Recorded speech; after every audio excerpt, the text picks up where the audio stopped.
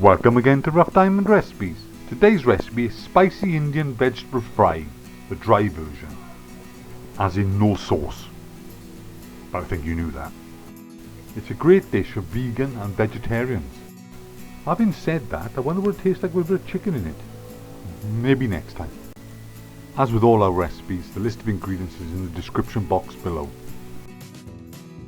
You can of course use any types of vegetables that take your fancy. We happen to be using cabbage, onions, mushrooms, broccoli, French beans, carrots and ginger in ours, but you can use whatever you got. Given there's a lot of different vegetables being cooked in this dish, we find it helpful if you divide them into the ones that are going to be cooked first, i.e. take longer to cook, and the ones that go in last, shortest time to cook. Also we find it easier if you put the whole spices in one pile and the powder spices in another. It just makes it easier when you're cooking.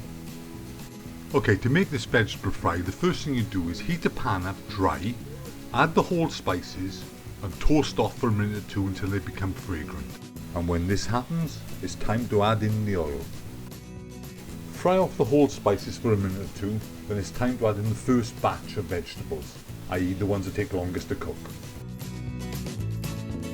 The eagle-eyed amongst you will notice in this batch of vegetables my wife's put mushrooms. I didn't think mushrooms took that long to cook, but she insisted, and I'm not arguing with the woman.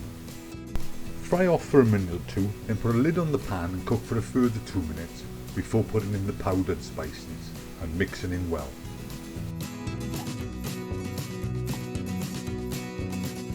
Then it's time to add in the second batch of vegetables and mix through.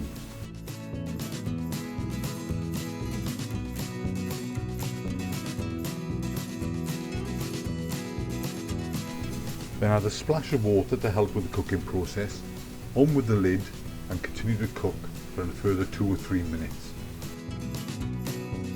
And when the 2 minutes are up, remove the lid from the pan and add the third batch of vegetables and mix together well. Then simply continue to cook until all the water has evaporated and the vegetables are nice and tender. And then it's ready to be served. This is a great side dish to have for any Indian curry. We do hope you enjoyed this recipe. Feel free to subscribe, share and like, and hopefully we'll see you soon on the next one.